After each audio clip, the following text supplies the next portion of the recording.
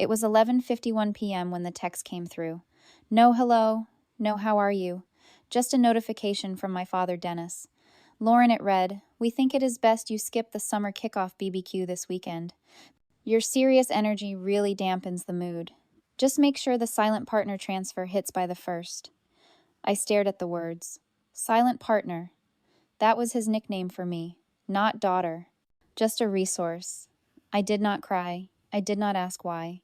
I looked at my reflection in the dark screen, opened my banking app, and found the recurring payment of $3,250.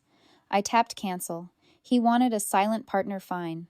I decided to give him exactly the silence he asked for. Before we go any further, drop a comment below. If a family member told you you were not welcome at the dinner table but your wallet was, would you still send the check? Let me know where you are watching from. People ask me why I paid for so long if they were so cruel. They look at the math, $58,500 over 18 months, and they shake their heads. They call me a doormat. But they do not understand the economics of a child desperate for approval. I did not cancel that payment because I was having a tantrum.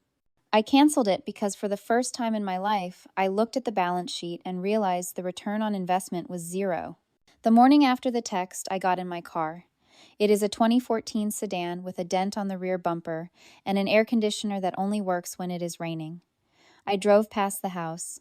My house really, if we are talking about who keeps the lights on, but on paper it belongs to Dennis. It sits on a half-acre lot in the nice part of town with manicured hedges and a driveway wide enough for 3 cars. I pulled over 3 houses down and just watched. The preparations for the summer kickoff were in full swing. A white event tent was already pitched in the backyard, its peaks visible over the fence. A catering van was unloading trays of what looked like sliders and shrimp cocktails. I saw a guy in a black t-shirt setting up speakers for a DJ booth. My father Dennis was standing in the driveway directing traffic. He looked great.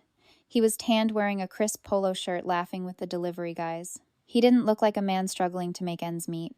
He didn't look like a man who needed his daughter to cover the $3,000 mortgage so he wouldn't lose the family estate.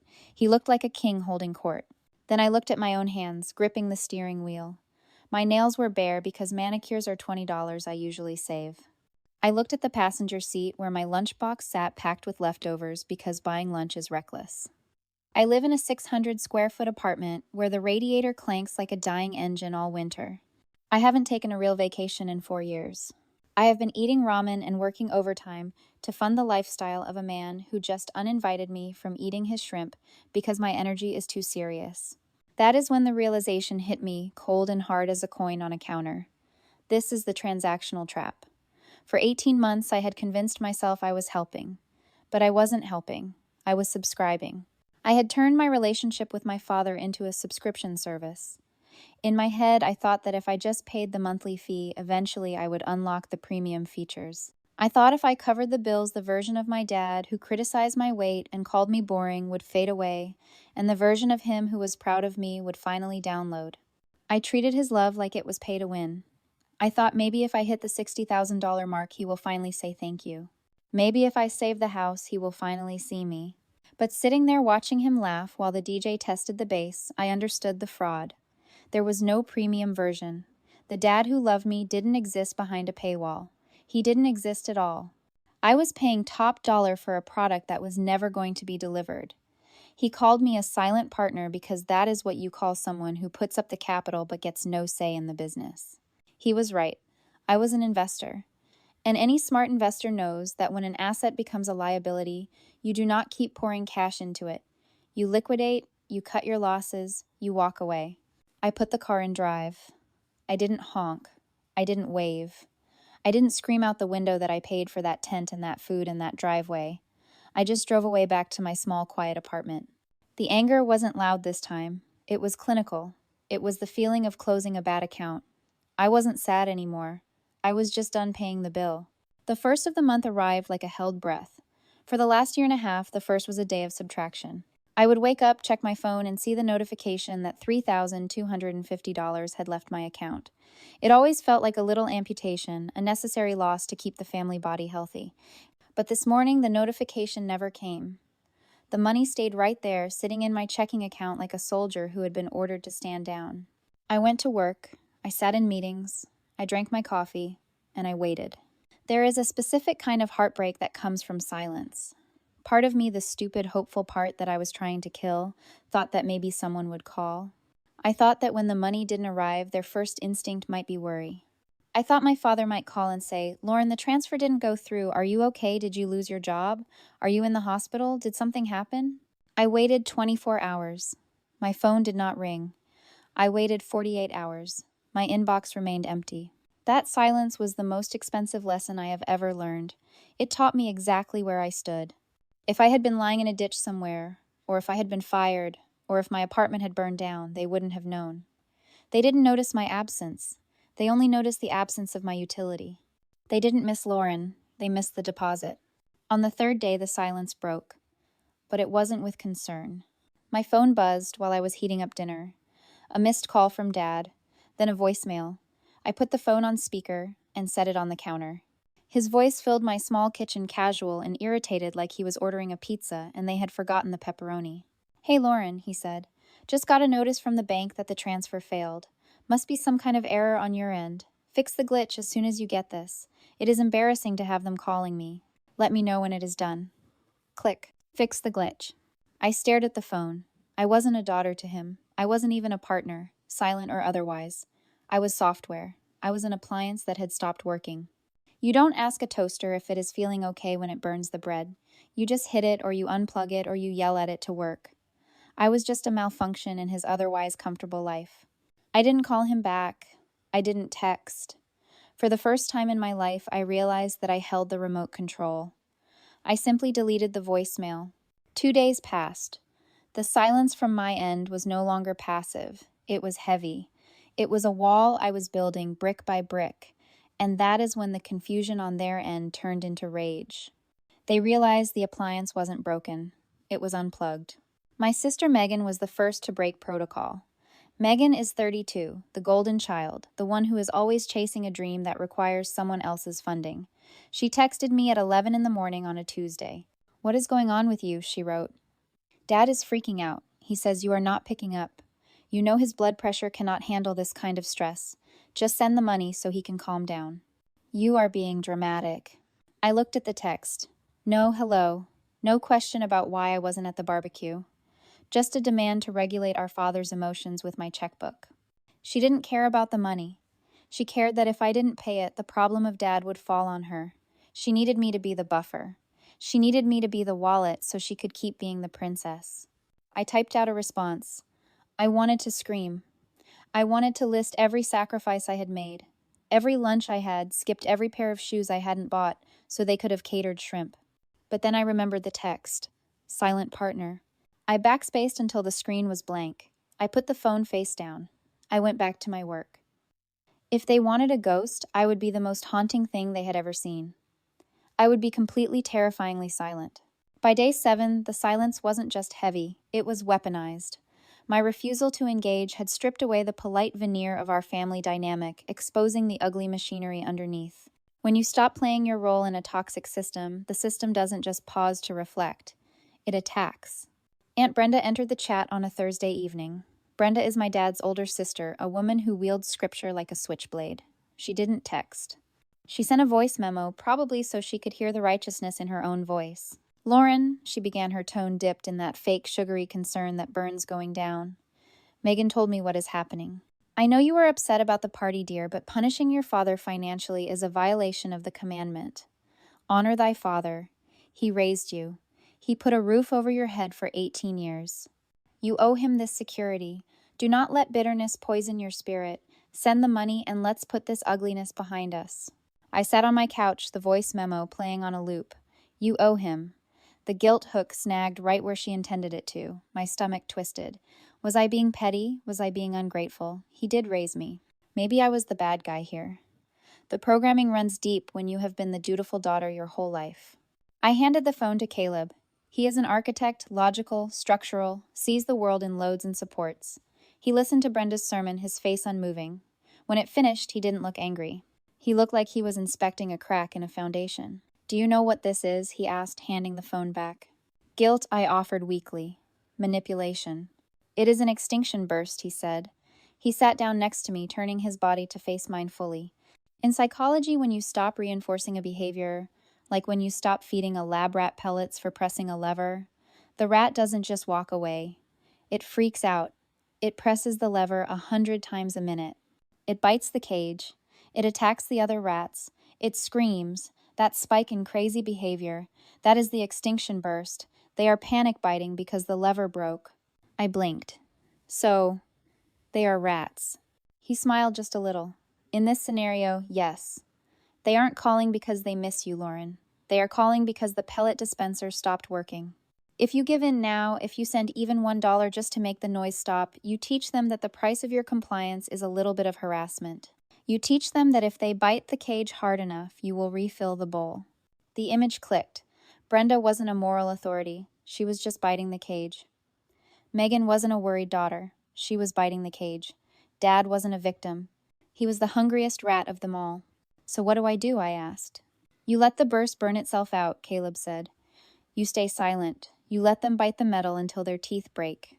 His words became my armor. When the next wave hit, I was ready. But I wasn't expecting the escalation to jump from spiritual guilt to legal threats so quickly. The email arrived late that night. The subject line was one word, capitalized, theft. I opened it, my heart, hammering a nervous rhythm against my ribs. It was from Dad. Lauren, I have spoken to an advisor. By abruptly ceasing the payments you agreed to, you are committing financial abuse. That mortgage was being paid in lieu of the rent and expenses you accrued during your childhood. We had a verbal contract. By stopping payment, you are essentially stealing the equity that belongs to this family, specifically to your sister's future inheritance. Consider this your final warning. If the funds are not transferred by tomorrow, I will be forced to pursue legal action for breach of verbal contract. Do not test me. Robert Dennis. I read it twice. Then I laughed. It was a dry, hollow sound that surprised me. He was accusing me of stealing equity. He was claiming my childhood was a loan I had to repay with interest. He wasn't just desperate. He was delusional. He truly believed that my money was his property, that my labor was his birthright. He was threatening to sue me for the privilege of paying his bills. I looked at Caleb. The rat is biting pretty hard, I whispered.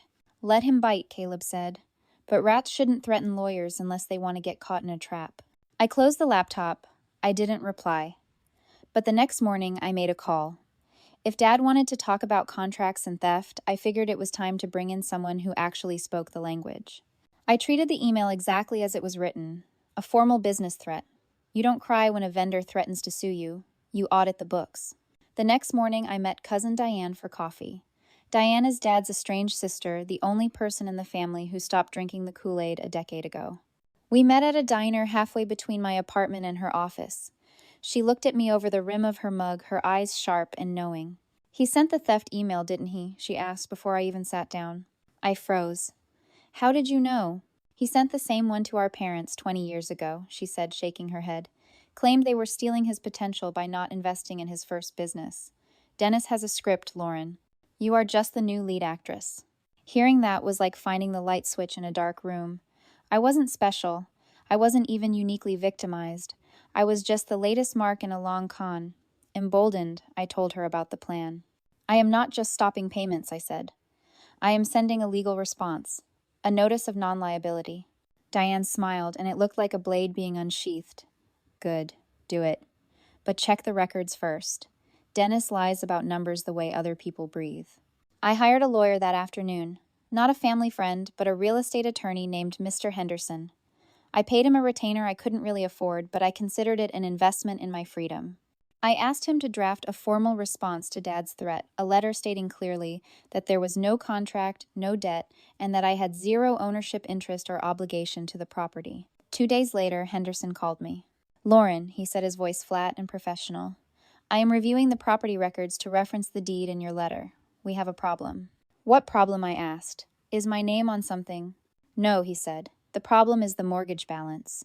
You said you have paid over $58,000 in principal and interest over the last 18 months, correct? Yes. $2,400 a month initially, then he raised it to $3,250 because of variable rates. Lauren Henderson paused. The mortgage balance hasn't gone down. It has gone up. The room seemed to tilt. What? 6 months ago, a home equity line of credit, a HELOC, was opened against the property. It is maxed out, $65,000, and the primary mortgage is currently 90 days past due. The payments you were sending, they weren't going to the bank. I felt nauseous. Where did they go? Henderson hesitated. I cannot see his bank accounts, obviously, but the HELOC date aligns with a major purchase registered at the same address. A luxury recreational vehicle, a 2024 Gulfstream. I dropped the phone, the pieces slammed together in my mind, forming a picture so ugly I wanted to look away. 6 months ago, that was when Megan launched her travel influencer brand. I remembered the Instagram posts. New mobile studio, investing in myself, big things coming. She had posed in front of a sleek modern RV holding a bottle of champagne. I had assumed she rented it. Dad didn't just take my money. He took the equity I had been paying down for him, leveraged it to the hilt, and co-signed a loan for a $65,000 toy for his golden child. He used my money to buy her dream while telling me I was stealing her inheritance. And Lauren Henderson's voice came tinny from the floor where I dropped the phone. I picked it up. Yeah. The house is in pre-foreclosure. The bank has already filed a writ of possession. It is not a threat anymore. It is a schedule. I stood there shaking. This wasn't just financial abuse. It was theft. It was fraud. They were drowning, and instead of swimming, they had climbed on my shoulders to keep their heads dry while pushing me under. Draft the letter, I whispered. But don't send it yet. I want to see how this plays out. Because now I knew something they didn't. I knew the clock was ticking, and it was ticking a lot faster than they realized. Any rational person facing foreclosure does three things. They panic, they pack, and they beg for mercy. My family did none of those. Instead, they decided to throw a party. Not just a party, a gala. 3 days after I found out about the secret debt, the invite hit Facebook. It wasn't for a Save the House fundraiser. It was for a retirement renovation reveal. I stared at the screen, blinking hard. They were losing the house in a matter of weeks, yet they were inviting half the town over to celebrate a new deck. It felt like watching people rearrange deck chairs on the Titanic, except they were also bragging about how expensive the chairs were. Then came the content storm. Megan posted a reel set to inspirational acoustic music. The camera panned over the brand new mahogany decking the twinkling string lights, and finally the glistening chrome of the $65,000 RV parked in the driveway. She did a little twirl holding a glass of champagne. The caption read, "Faith is trusting that when one door closes, a garage door opens. So blessed to launch my new mobile journey. God always provides. Van life. Blessed. Family first. God provides." For a sickening moment, I faltered. This is the moment they call the false victory. I sat in my dim kitchen, watching the likes roll in 200, 300, 400 hearts, people commenting. "So proud of you," and "You guys deserve this." A cold doubt crept into my chest.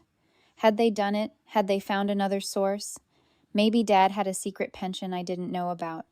Maybe they had scammed someone else. Maybe I was the crazy one obsessing over spreadsheets while they manifested abundance. It looked so real. Their happiness, their success, their complete lack of fear, it made me feel small. It made me feel like I had cut them off for nothing, that my absence hadn't impacted them at all. They were thriving without me. I almost closed the laptop. I almost let them have it. But then I remembered Mr. Henderson's voice. Pre-foreclosure. Writ of possession. I opened a new tab. I didn't go to Instagram. I went to the County Clerk of Court's Public Records database. I typed in Dennis Robert. The page loaded. I scrolled past the tax liens. I scrolled past the old speeding tickets. And there at the very top, filed 48 hours ago, was a new PDF. Order of eviction, writ of possession. Status active. Scheduled execution July 4th, 1400 hours. I clicked the document. It wasn't a warning. It was a command. The bank had petitioned for an expedited removal because of waste and asset deterioration, likely the unpermitted deck construction. Because of the holiday weekend, the sheriff's department was clearing the docket. They weren't coming next month. They were coming on Independence Day, at 2 in the afternoon. My eyes darted back to the Facebook invite. Party starts at 1 p.m. I looked at the time on the writ. Sheriff arrives at 2 p.m. The math was so brutal, it was almost poetic. They had scheduled their renovation reveal to overlap perfectly with their eviction. They were going to have 100 guests, a caterer, and a DJ standing on that new deck exactly 1 hour before the police arrived to lock them out of it. My thumb hovered over Dad's contact in my phone. The old Lauren, the Lauren who paid the mortgage, the Lauren who fixed the glitches, screamed at me to call them, to warn them. "You cannot let them be humiliated like this," she whispered. "It is cruel. Tell them to cancel the party. Tell them to pack. I actually typed the first 3 letters. Dad, the shh. Then I stopped. I heard his voice in my head. Silent partner, financial abuse, thief. If I warned them, they would blame me. They would say, I ruined the party. They would say, I called the police. They would spin it. I backspaced. I set the phone down. They wanted me to be a silent partner fine. I would be the most silent partner in history. I wouldn't scream. I wouldn't warn. I would let the clock run out. I closed the browser. I didn't RSVP. But I knew exactly where I would be on July 4th at 2 p.m., and it wasn't going to be at a barbecue. July 4th was sunny, obnoxiously so, the kind of day designed for barbecues and denial. I didn't go to the house. I parked my car 3 streets over, tucked behind a thick hedge of oleander. I didn't need to be there in person. We live in the age of digital surveillance, and my sister Megan was my unwitting cameraman. I sat in the driver's seat, phone propped on the dashboard, watching Megan's Instagram live. The party was in full swing. The video feed was chaotic and loud. She was walking through the backyard, showing off the spread. Look at this charcuterie board, guys, she squealed, panning over imported cheeses that cost more than my weekly grocery budget. The new deck was packed. Dad was holding court near the grill, a beer in one hand, gesturing wildly with tongs. He looked triumphant. He looked like a man who had gotten away with it. To family, he shouted, and the camera swung to capture the toast. To those who show up, to loyalty, the guests cheered. My stomach turned. The comments on the live stream were a river of praise. Best dad ever. Goals. So happy for you guys. I checked the time. 1:58 p.m. And here is the star of the show, Megan announced, walking down the driveway toward the massive RV. It gleamed in the sunlight, a monument to their selfishness. She patted the chrome bumper. My new office. Can't wait to hit the road. 2 p.m. In the background of the video, a vehicle turned onto the street. It wasn't a guest. It was a white sedan with municipal plates. Behind it, a flatbed tow truck rumbled into view. Megan didn't notice at first. She was too busy reading comments. But then the doorbell rang. A loud, sharp, authoritative ring that cut through the music. Ooh, surprise guest, Megan chirped. She trotted toward the front door, phone still streaming. My heart hammered against my ribs. I watched through her screen as she opened the door. It wasn't a surprise guest. Standing on the porch were 2 uniformed sheriff's deputies and a man in a polo shirt holding a drill, the locksmith. Robert Dennis, the deputy asked. His voice was loud, clear, and picked up perfectly by Megan's microphone. Dad appeared behind Megan, smiling, his face flushed with drink.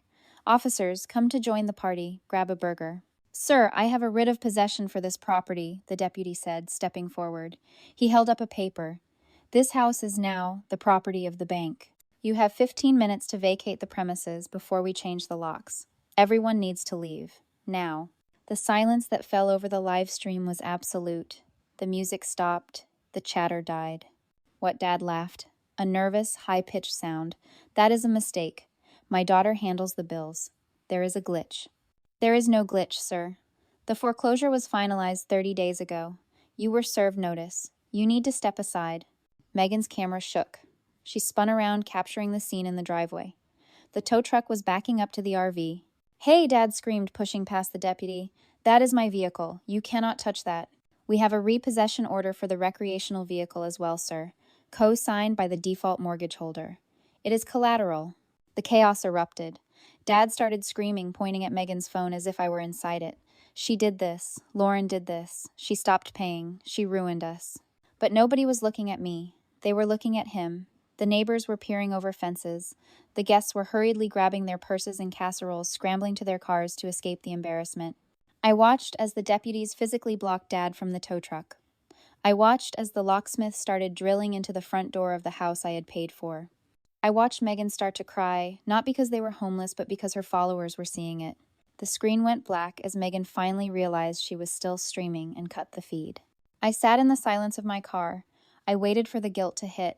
I waited for the old feeling, the need to fix it, to save them. But it didn't come. Instead, I felt light. The air in the car felt cleaner. I started the engine. I didn't drive toward the house. I drove away. The aftermath was exactly what you would expect. Dad moved into a motel for a week, then Aunt Brenda's basement, until she kicked him out for eating all her food. Megan scrubbed her social media, claiming she was taking a digital detox for her mental health. A week later, I got one last voicemail from Dad. He was crying. He sounded old. Lauren, he sobbed. Please. I just need a small loan. Just first and last month's rent for an apartment. I am your father. You cannot leave me like this. I didn't block the number. That would have required effort. I just pressed delete. The scene shifted. 30 days later, I sat on the floor of a living room. It was small. The carpet was beige. The walls needed painting. But the deed on the table next to me had one name on it: Lauren Dennis. Caleb walked in with 2 boxes of Thai takeout. He sat down next to me, handing me a fork. It is quiet, he said, looking around. Yeah, I said, taking a bite of pad thai. It is. Do you miss them? I thought about it. I thought about the barbecue. I thought about the silent partner text. I thought about the RV. I miss who I wanted them to be, I said. But I don't miss who they are. He nodded. To the silent partner, he said, raising a plastic cup of water. To the sole owner, I corrected, clicking my cup against his. I finally learned that you cannot buy respect, but you can definitely stop funding your own disrespect. Have you ever had to cut the financial cord with family? Tell me your story in the comments, and don't forget to follow for more stories about reclaiming your life.